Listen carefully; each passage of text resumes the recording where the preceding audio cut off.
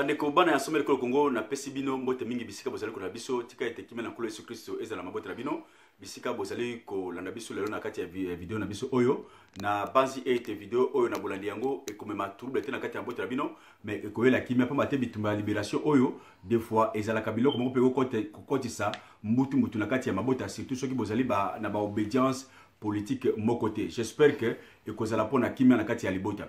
Et puis lokola tolobi ete na mboka na biso tozali na kati ya bitumba ya libération. Ezala makambo ya dictature, ezala ka bitumba. Ba ba bike mboka ezala na kati ya dictature. Il faut qu'on déboulonner ba dictateur. Ezala bitumba. Ba ba bike mboka ezala na kati ya occupation. Il faut qu'on déboulonner, qu'on chasser ba occupant. Ezala bitumba. Alors na bitumba nyonso ezala na o ba bengaka aspect moral.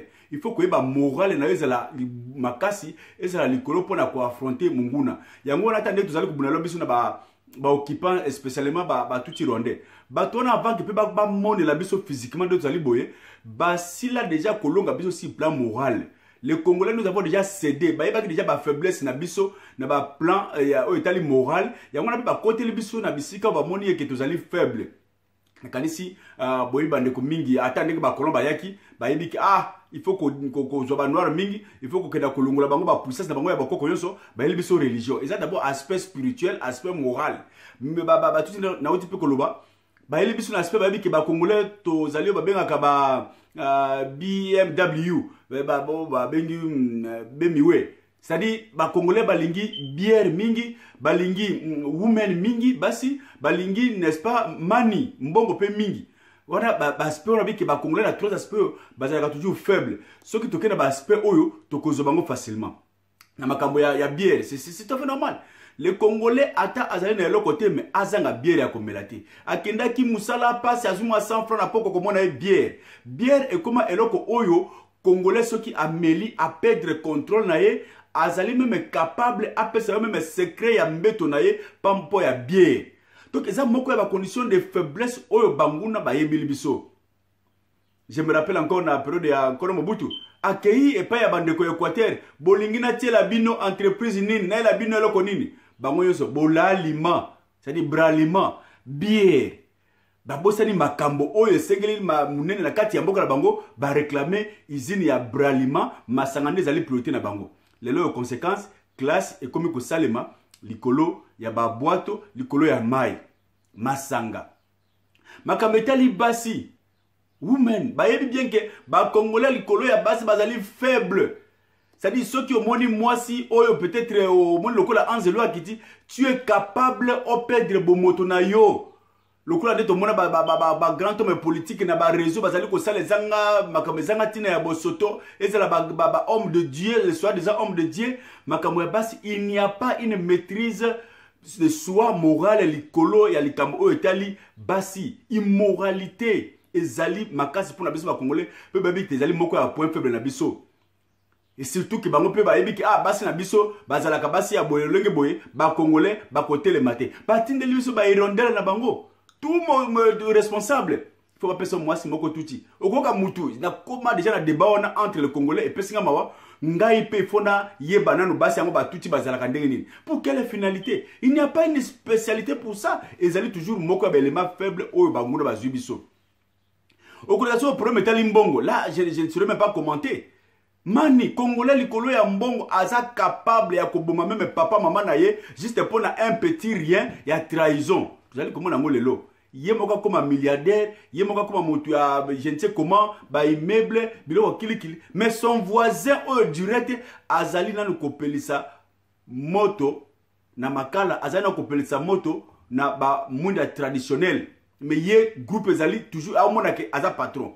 Cette façon de voir les choses, ezali pe biloko oyo ke munguna avant a attaquer biso a étudier déjà ba paramètres, n'est-ce pas, sociaux, ba paramètres moraux ya société na biso pour que a attaquer biso.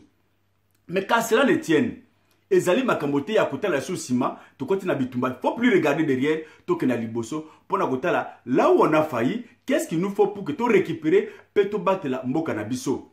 Voilà pourquoi balobi ete na kati ya Bible mabepe eyelaka mo Christ. Mo Christ peut ebabele ko yelaye. Mais ata akwe cette fois akosuka toujours atelema parce que lisumu ezali pona mo Christ un accident. ezali vie na yete ya ko se récupérer pe azonga na voie normale. Mais moto oyo ya mabe, lui par contre, il conçoit le mal. C'est-à-dire avant abimanandako akayi ko sambela nzambe sali sanga leo nakenda ko boma, nakenda ko yiba, nakenda ko sala boye pour que nabiki sa famille nanga. Donc le mal est conçu d'avance par un méchant. C'est ça la différence. Voilà encore dans cet même aspect, Bible le dit que sortez du milieu à bato ya mabe. Tango yebi déjà que kamo eza mabe pour reconnaître yango tika yango kima mabe. Voilà ba congolais ba aspect moral et habituellement vous allez ko buna, ça vaut toujours la peine ya ko sala nefis que un petit rappel pour na kolakisa ete ba congolais vous allez na obligation ya ko tika mabe pour na kolinga mboka na biso. Pe koyeba pourquoi monguna a côté le biso na niveau oyo auto perdre bomoto na biso. C'était juste un petit rappel pour na ko pesa bino encore encouragement que l'espoir est encore là. Ne faut pas, n'est-ce pas, désespérer. Ne faut pas perdre l'élan de la libération. Pambate mboka ezali mboka na yo. Ce qui le lo bo perdre yango lobi sima lobi monguna akozwa nyoso. Même moko oyo to sengena yango bako boto la biso parce que toujours la Bible oyo ezali pe constitution la biso na kati ya lidap lobi ete na parabole ya batala même oyo azalaki na moko bako boto la ye moko na pe bako bakisa na moto azalaki na 5. C'est-à-dire, si on ne fait pas attention, même si on ne fait pas Congo, parce que nous sommes des mauvais gestionnaires, nous sommes pas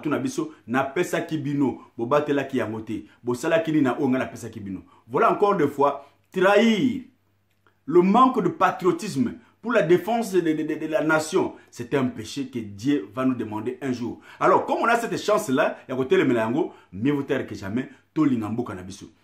Il y a spécialement déplacement à Chilombo, Ninga Oti Belgique, Ndenge à Makamako Mona, Lumbe Oya Moni, ou bien Victoire Oya Zui, tout le monde Mukele Yango, Pekoya ko conclure, na Oyo, Italie lobbyisme, lobby Ambo, Kapona Bituma Oyo, il y a libération, tout ça, Nakati Nango, na mouvement de Bisto Bing Lidap, libération d'abord, démocratie après.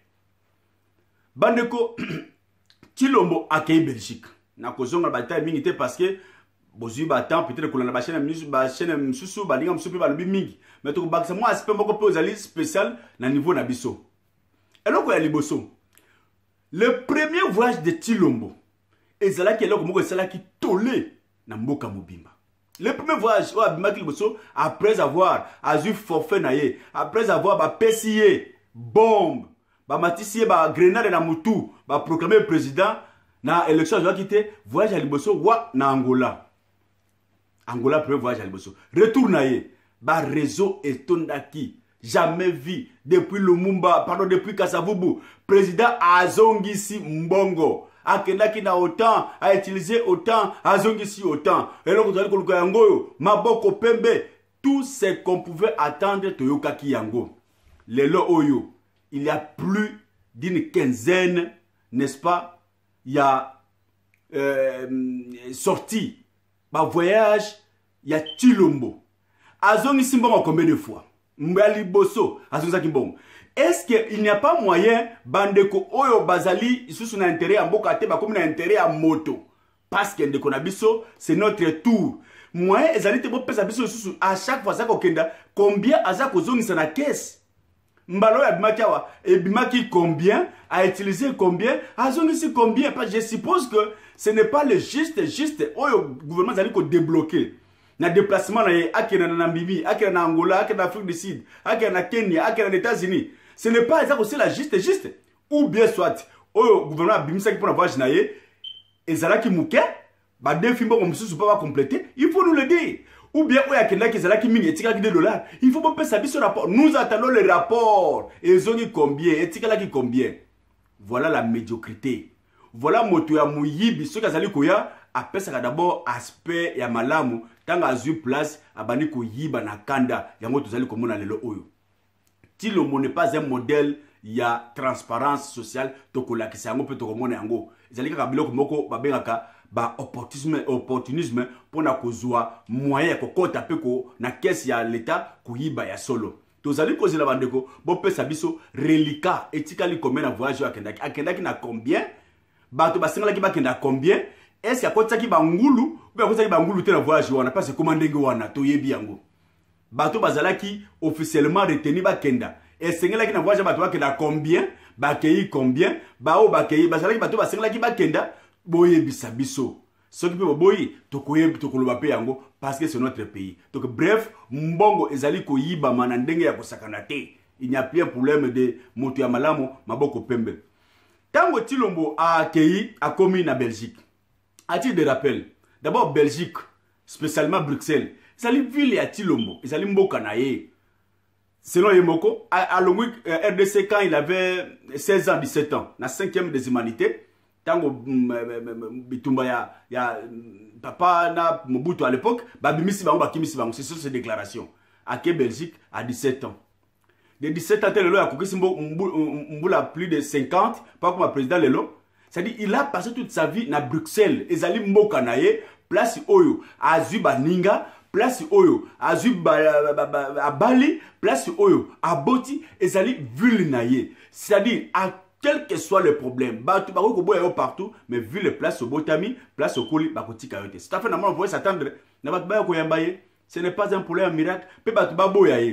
Mais en soi, est-ce que ce qui s'est passé, il y a un président, il y a la République démocratique du Congo, ici, il y a une élection démocratique, Oyo pe ayo kolongola, n'est-ce pas, bato Oyo, ba population a vomi. Non. Bon, Monique, après, Tshilombo a été humilié. Bah, Kimise na soda, ça le Oyo Azwaki, ils ont la valeur pratiquement, il y a 15 000 personnes. Bah, il y a un tiers, discours prévu pour 45 minutes. Après, c'est 15 minutes, tout a été, n'est-ce pas, à côté. Tshilombo a été humilié. Il y a eu des blessés, il y a eu des véhicules brûlés. Donc ça prouve quelque part que Tshilombo n'a pas été bien accueilli. Alors, s'il le fond de sa mission, on a évité ce qu'il devait faire. Mais Toyeba, Petolo Bayango, Tshilombo accueilli. N'a pas peut-être l'aspect peut-être caché, peut-être officiellement, ça allait combattre. Tshilombo a passé na barre de justification, c'est-à-dire devant Mindele, Oyo Bazali Kota, la coopération belgo-congolaise, Balekisi na interview pour la Kotounaye. D'abord, Eloko ya Liboso, Yebisabiso, à quel niveau nous en sommes? Est-ce que vous allez fier na pouvoir na yo? Comme d'habitude, oui. Tu as été élu, oui. Prouvez biso que Ozalaki élu na bak. Bah, tu la question na la Kisabiso. La Kisabiso que Ozana pouvoir. Voilà pourquoi même à la Kissi même na interview na yé à Koloba ba qualifié terme à marionnette. C'est-à-dire interview on est allé makamo balbaki na nkuku. Interview.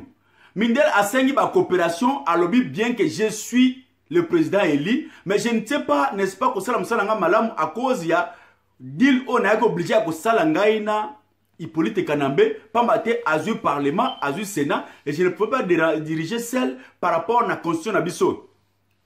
C'est comme ça que je suis bloqué, je ne sais pas m'en sortir. Bah, c'est bien, yo sala qui tournait les États-Unis. Ok, aux zongi, to yebi sa ki yonin. La sala tout moyen, on se débarrasser parce que nous ne pouvons pas travailler avec Hippolyte Kanambe, Azali sanguinaire, Azali Moutou, Azali ba dossier que place na la Cour pénale internationale na batonaye. Et que Tshilombo, yo, il fallait se débarrasser naye. Est-ce que Lelo Oyo est capable d'accepter que dès le départ, Ozali ko se libérer naye? D'abord, justifier pourquoi le gouvernement a pris plus de 7 mois, 8 mois, et Ozali ko bimate. Qu'est-ce qui a bloqué? À la c'est toujours la main, n'est-ce pas, cachée d'Hippolyte Kanambe. Est-ce qu'après le gouvernement Kobima, au récit Riango, tout ce temps, tu as reçu, n'est-ce pas, à récupérer Imperium en tant que président? Non. Bon, biso vous allez prêt à cause voilà, après ça, avec Osenga, que pas assistance militaire, bas sa coopération militaire, oyo koko salate, aya ko se libérer na Hippolyte Kanambe. Tout allez kolanda c'était faux, c'est vrai. Tshilombo est allé, l'un des points chauds, c'était la coopération militaire Kozong Sayango. Bah, une question beaucoup simple. Nous sommes prêts à aider yo. Si plan militaire pour se débarrasser na Hippolyte Kanambe, afin que pouvoir Isarabo doit tout aider comme il faut, tel que a été la condition, n'est-ce pas, sine qua non, s'il faut le dire, condition majeure posée dans l'Américain Penabiso. Mais wapi staff militaire na yo, ministre ya défense wapi pour que tout ça la makambo o coopération militaire. Boyebi suite. Ministre de défense a Umbi. a refusé sous ordre de Tshisekedi, de parole de Kanambe, à un voyage. Libre Afrique à Lobiango, et ce ne sont pas vraiment des montages, c'est vrai. Kabila n'a pas voulu que le ministre de la Défense, M. Ngoyi Akenda, Pambate, Asila, kata relation diplomatique na Belgique, depuis que na pouvoir, surtout na Italie, coopération militaire. Et que place wana alinga quitté ministre de la Défense Akenda. Batuni Chilombo, la qui s'appelle ministre de la Défense a été. Voilà une des raisons qui prouve que tu ne contrôles pas, n'est-ce pas, la RDC. Vous allez contrôler l'autre côté. Vous allez marionnette. Vous allez contrôler l'autre côté. C'est Kanambe qui dirige le pouvoir. C'est encore les Alaki qui giflent, une gifle, humiliation devant l'autorité belge.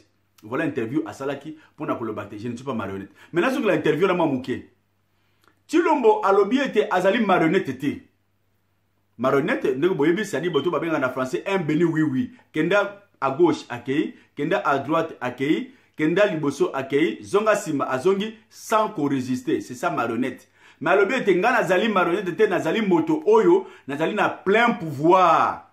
Mais la réalité c'est en fait que na coopéré na Kanambe Pambate, Yemutu Aganyaki Parlement, Yemutu Aganyaki Sénat, Yemutu Aganyaki territorial. Les preuves que Naza marionnette était, Nazongi si, opposant, l'un des grands opposés à Kanambe, Nazongi si Namboka. Na libéré prisonnier.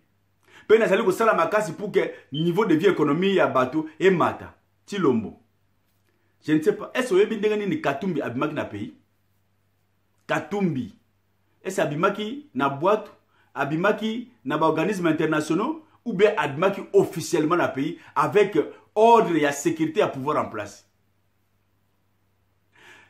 Il peut être Kanambe, n'a pas lobby touti, n'est pas pesé au combo à SMS, c'est-à-dire chef de M. Ségué, et Zali Moko et étape au bas pesé au Sala. Est-ce que vous croyez que l'occupation de la RDC, la présence de Katoumi va changer quelque chose par rapport à l'objectif, il y a balkanisation, l'objectif, il y a cause RDC. Katoumi va faire quoi par rapport à complot à lobby touti? Ce n'est pas un problème pour politique Kanambe, ce n'est pas un problème pour le Tutsi. Parce que Bayebani, je ne veux pas entrer dans la polémique. Mais ça, c'est un faux problème. Ceux qui ont le problème est solo qu'on libérer. Aux gens qui sont opposants, on libérer les prisonniers. Mais la première des choses, c'est quoi? Libérer John Tibangu. Bimisa John Tibangu, la MSC libre parce qu'il a coupé l'impérium, il y a Tshisekedi, a coupé l'IDPS. C'est la première victime, il y a régime, il y a Kanambe pour réclamer sa pouvoir, impérium et pas Tshisekedi en tant que militaire.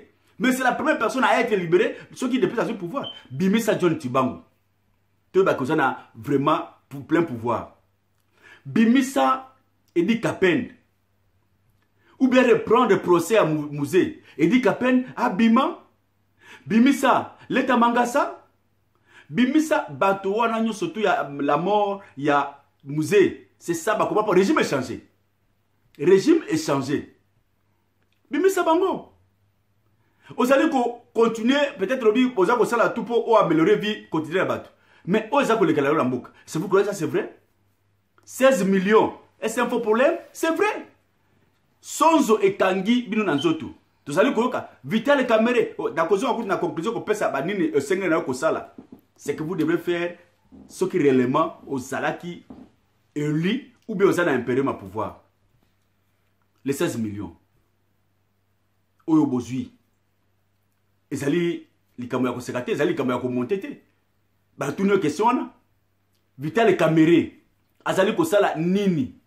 Lelo oyo Mike Mukibai bokangi na prison parce qu'il a dénoncé le corona. Je te salue mon frère combattant. Dieu a fait que tout ça comme moko comme on kosonga pe koso. Que Dieu te bénisse. Nous n'allons pas te laisser. Mais Botier est en prison pour ce problème. Il est encore innocent. Est-ce qu'il y a déjà les culpabilités juridiques non, Aza encore à banquette. Mais Bokanga, Bimisa Vital Kamere, c'est ce qu'on attend de toi. Tant qu'on zonga, Bimisa Vital Kamere na cabinet na yo. Tu as une disposition, il y a justice. Longola est pour toi que réellement, aux alliés mobile, Longola Vital Kamere parce que, au coup, aux alana mutu, ou yaza déjà na bosotote. Mais, à contrepartie, Bolandi déjà, ma déclaration, il y a un notaire à Sir Kivu. N'est-ce pas? Parce que ma monique, Makamotu et quoi motu à Vital Kamere. Oh, un Vital Kamere ne peut rien faire sans ordre de la présidente de la République. Parce qu'il peut préparer Bimisa Yango. C'est-à-dire, tozonga na racine. Chilombo. C'est ba mesanaka na mabete. Mabe ba mesanaka yango te. Muyibi, ezali ko mesana na yango te de lobaki na débit. Soko bi ko sala ki mabe au revenir na bon sens, il faut quitter le mal. Il faut fuir le mal. Voilà pourquoi le problème est toujours kolanda yo. Bimisa Vital na justice a le bapé ndengeni de circuit à 15 millions de salemi. Ceux qui yokozala innocent. Voilà pourquoi oza ko bimisa été. Olobi ke osali deal na politique kanambe. Deal. Deal c'est quoi? C'est eux tous allés kolobawa na mboka mundele peut-être partenariat. Oya pesi tout sangisi. Je me rappelle malamoko beme na musala ndela tuninga se yo obali nabi nga na tuniye état civil na ya lobi na na partenaire nanga ya tuninga bongo yo labi nga na marié abi wa marié obi oza na partenaire nabi nga partenariat te naza marié c'est-à-dire nga la mwasi nanga tukumi moko il n'y a pas de différence mais bango partenariat c'est-à-dire c'est un business toi tu apportes moi j'apporte on fait alliance ensemble et ceux qui l'ont capoté yo ok donc divorce awa na mboka mundele ezalo ko moko normal ezalo ko ya sonité ne pas besoin de divorce ezalo ko ya soni divorce ezalo ko ya soni mais vous allez kutu veuf ou veuve mais un divorce ça moto ya soni la société akamona bi oui ça c'est chez nous c'est comme ça donc ça on sali deal c'est-à-dire le partenariat il pourrait te canambe à pesi yo pesi vos sangs pour conduire ensemble voilà la conséquence de diriger un pays par un deal. C'est-à-dire, le peuple n'est plus au premier plan. Maintenant, c'est un problème de contrat entre des individus, entre des partis politiques. Le peuple n'est plus au premier plan de la population. Papa Lobaki, tu as même répété ça. Papa Lobaki, peuple d'abord. Le peuple n'est plus au premier plan. Ce n'est plus le peuple d'abord, mais c'est le Dieu d'abord. Et mais qu'est-ce qui se passe encore dans le Dieu? Tolana mingi, ba chien de chasse na yo, ba to ba kumisa ki yo toujours. Maboko pembe, eya yibate, soso pembe, oza pembe. Oui, acceptons cette hypothèse oza pembe. Et Kabila, Hippolyte Kanambe, azanani, aza rouge, aza noir. Le meurtrier, les sanguinaires, oya bomi ba congolais. Qu'on ne peut plus revenir sur ça ici, tout le bas on va les belé. Ba massacre na Est, ba massacre Yumbi, ba fausse commune à Maluku, Bundu dia Congo. Batu kili chebe ya kotanga batu te boyebi ebele na maboko ya politique Kanambe. Quelqu'un qui a le sang rouge na maboko na ye, quelqu'un qui a pardon les mains rouges na maboko na ye, quelqu'un alors couleur ya pembe la couleur blanche plus couleur noire. Ce que sangisi avec kubisani. Couleur blanche pour yoza pembe. Il politique Kanambe za rouge. Sangisa rouge na noir, batu basala esthétique. Bo sangisa couleur ya rouge na couleur ya pembe et kubimsanine hybride. Couleur moussous troisième couleur au Yibikonde. Voilà pourquoi le pembe na yo n'est plus sur terrain. Au comico ça alors comme ya hybride. Au ça sur maboko pembe te. La preuve c'est ça 16 millions. Au comico Kaboul. Alors tant au comico partenariat. Je reviens sur mon cas personnel. Tant on a fiancé moi sinanga. Nandimiye. Tant on bandi ko vendre la vie ensemble. Na kuté même bazaki na ba discuter moussous peut-être nazalaka na nyongo ya muto boko dakela na futa yango. C'est tout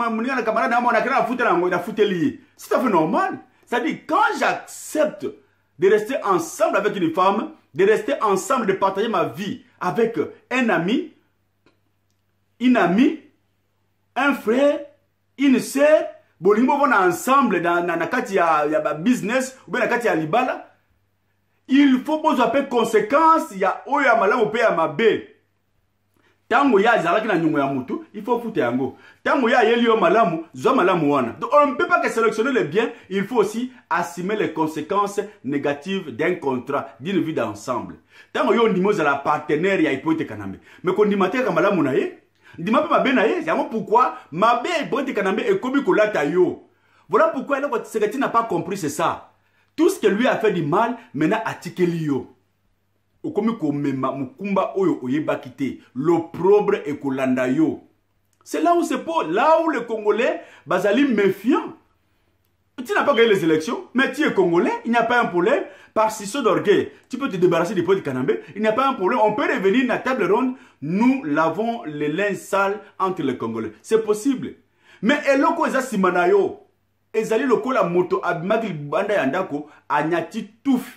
Tant que tu as ndako, soloza makasi et ko contaminer bakinu sur la kati ndako. La première des solutions, il faut soukolaye ou bien bengana nanda. Alors ko soukolaye ça dit il faut andima e bo salisanga, bo soukoliye ndako zongi malam ou bien soka sali mutu makas pour ne pas salir tout le monde ba ko bengana. Voilà les deux solutions que vous avez tilo monaka ta pays. Ondima ozongi la population, c'est-à-dire autre que na émission alelo au salon population lingi, ceux qui pour limiter la révolution va vous chasser. La révolution est incontournable. Les soulèvements populaires en RDC bolinga te ce que timotu makas ekoya parce la prise de conscience des Congolais et comme à niveau moko tel que personne ne peut plus l'arrêter. Alors, qu'est-ce que nous vous demandons? C'est-à-dire nayo na batunayo. Première chose, hein, yaka na retour nayo, livrer Vital Kamerhe de Koloba na justice.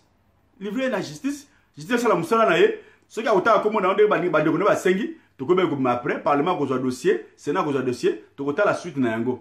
Mais d'abord, c'est débarrasser na Vital Kamerhe pour ola sabatoyete aux ali moto o ko continuer sur na bêtise parce que loba on ba discours na yo, je ne peux plus continuer avec la médiocrité. Je vais déboulonner pour yo ko loba bien que je vais déboulonner à partir de maintenant. C'est-à-dire au côté ba ko déboulonner ba makambo ya kalate oyo eye na manana yo Vital Kamerhe ye wana. Bana d'abord ko déboulonner ye o longole peme na yo. Innocent ou pas innocent, au kozong sa yelo biso justice la veille.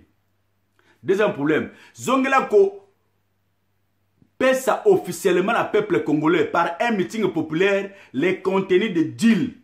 Les deals au salaire de Kanambe, zongi sa yebisa peuple congolais. Par conséquent, zongi c'est la peuple congolais le jugement la deal wana. Toyoka na gina politique Kanambe boye. Bondimi yango yes continue. Bobo yango to boyi. Et ça un référendum dans le meeting. Et c'est là qui va faire l'institution d'orgueil patriotique pour que au casser. C'est-à-dire, tu es contraint de casser le deal avec Hippolyte Kanambe. Puis aux alliés, mais c'est libre. Ce qui est difficile parce que, parce que, a-t-il déjà bagarre de fou au bochete. Félix Tshilombo. Tout ça, c'est comme Makambezali Mingité. Makambezali Mingité, autre Sengayo. Parce que nous avons un seul point, la libération de la RDC. C'est tout. Kata contrat, il y a dit, livrer Vital Kamerhe officiellement, libérer les prisonniers politiques, où il y a solo toyebi, surtout l'assassinat à Mouzé, zone sa bamba la citoyen libre, et en plus, to sengi na yo, et là, comme on a dit, on se débarrasser, n'est-ce pas, encore, ce qu'on a dit, aux amaronités, na battu sa FCC ont récupéré ba ministère et impérium nayo en tant que chef de l'État. Tu le bas très bien, la chef de M. Seguin, tu n'auras pas la défense, tu n'auras pas, n'est-ce pas, les finances, et au causois territorialité, c'est-à-dire ma camouflage de décentralisation. Tu le montres la conséquence, il y a que vendre un deal. Quand on allez coller kalelo. Quand on dit que yo ozali moto oyo ba ennemi va utiliser plus que les capotes qu'on a pour nako balkaniser beaucoup ça ko tiatem lelo oyo Ruberwa il y a ko initier n'est-ce pas, dans le parlement ba komisa Kinyarwanda pardon 5e langue officielle en RDC. Pourquoi pas cela Tshilombo? Pourquoi cela n'a pas été le cas pendant les 18 ans de Kanambe? Lelo oyo Kinyarwanda nzaba sumabiso Kinyarwanda 5e langue officielle. Oh, ils ont battu, je ne sais même pas ce que Kinyarwanda yango, comme même 1 million, plus que les peut-être les Mongo, pardon, plus que les Tetela, plus que les Yaka, batia même qui Yaka, comme langue nationale, batia qui Mongo, langue nationale, batia qui Tetela, langue nationale, batia qui Suku, ou bien batia, je ne sais pas, la langue, et c'est la langue nationale. Kinyarwanda est comme la 5e langue nationale en RDC. Tshilombo.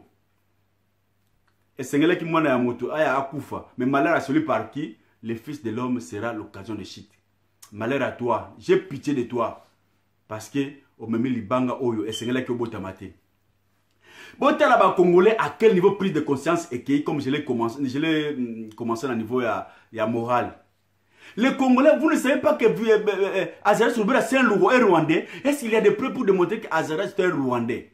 Mais voyez comment le peuple congolais, à cause de Mbongo dans le Baki, va se mobiliser pour que Azara Soubera dans le Parlement. Nana le Baki LCD Koufa, Yoyo Azara Soubera aye. Mututo Lukakayo Azara Soubera aye. Congolais. Et Mundele Tangazola dans l'image wana. Nakati ya ville à Kinshasa. Le Banyarwanda. Bayamulenge, Bakaliko, pour marcher à Kinshasa, pour soutenir Ruberua, sous ton mandat, le fils à Tienne Tshisekedi. Tokolobani, on ne va pas lâcher. Le pays nous appartient tous. Nous allons la mettre dans la main. Après, tout ce qu'il y a comme étape, il y a comme ça, chance, il y a qu'on se ressaisir, on va passer à la révolution. Et Dieu merci, parce que même les talibans, même les bateaux Oyo, Bazali, je ne sais pas, Foko et IDPS, se rendent maintenant compte que réellement Félix n'a pas le pouvoir. Tout le monde décide, tout le monde à Bruxelles. Bateau à cause de 300 €, tout le monde est sorti d'ici. Je crois mieux vaut tard que jamais. Tout le matin des évangiles, un jour il y a repentance, il y a changer et on va passer la révolution. Ceux qui ont profité de temps OET. Sortez, nakacha deal. Dénoncez yango. Tika yango, toko talandeni ya ko sanctionner yo comme Congolais ou ya yiba ki ba élection. On va voir ça. Les habits ça c'est là en famille. Il y aura toujours une table ronde autour de laquelle ba Congolais ba ko se parler, ba ko laver ma kamona bango pe ba ko tande ya ko mais pas avec les Tutsis. Hippolyte Kanambe, c'est un Rwandais. Ce n'est pas moi qui le dis. C'est même Bafoko Nayo. Kena ko tuna fils Mukoko. Tuna sans rival. Baza Konganga. Tout se débarrasser de Hippolyte Kanambe Rwanda. Est-ce qu'il y a encore un cas de flagrance pour le Kawana? Quand vous arrêtez, comme je l'ai dit tantôt, Mukeba et Botindaye parce que à lobby.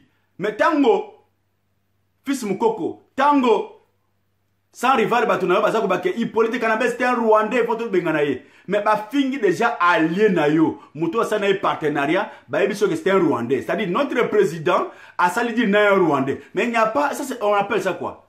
Un cas de haute trahison. Zoa bah on peut en prison. C'est tout. Frères et sœurs, ma kamezali ming, to kozonga la ming, mais toi là ça que Hippolyte Kanambe, pardon, Félix Tshilombo a échoué après humiliation. Il y a voyagé à Belgique avec toutes ces déceptions. À Zalina, 2-3 possibilités à Kosala à libérer de ces à 15 millions. Vital les caméras l'ongolaye a dénoncé Diloana, P. Atikayango, les quelque chose de problème il y a référendum. Aya peu que l'accès quoi tout sur le mec il n'a pas le pouvoir, tout le monde est en balami. Combien on doit démontrer qu'il n'a pas le pouvoir? Où en sommes-nous avec nomination à Kumi Wakumonza? Kingu peut-être mobimba a pakola fufu pour ba nommer. Wapi pouvoir ne lelo? Kingu fufu na mutu ba nommer. Kingu c'est Moïse Katumbi.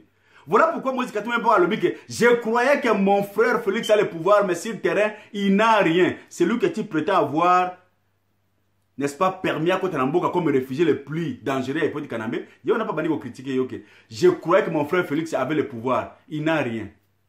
Non, Félix. Ceux qui ont résisté encore dans le mouvement Oyo, au vrai au propre au Kolongwa. Ou Kabila va vous tuer, mais je préférerais aux gens la population peut te protéger parce que la population d'Azali mon le pouvoir à RDC. Que Dieu vous bénisse. Merci Nathan Obozoye pour l'émission de la mission. Tozali Bomoko, nous ne sommes pas des ennemis. Tolingine Mboka la biso bonga, tous allés ensemble. Mais ma belle moto azali ko wumbe na kati ma be. Ma belle moto akanti que ma bende zali et loko oyo senga na ko vendre libela. C'est notre tour. Mbala na biso, to garder pouvoir na biso, biso peto iba. Là c'est la médiocrité qu'on ne peut pas tolérer na RDC parce que la terre nous appartient tous. Bon bazali ko se souscrire, bon bazali ko tina biso message, tous allés ensemble pour la même cause. Que Dieu vous bénisse. Ingeta, Ingeta, Ingeta. Merci.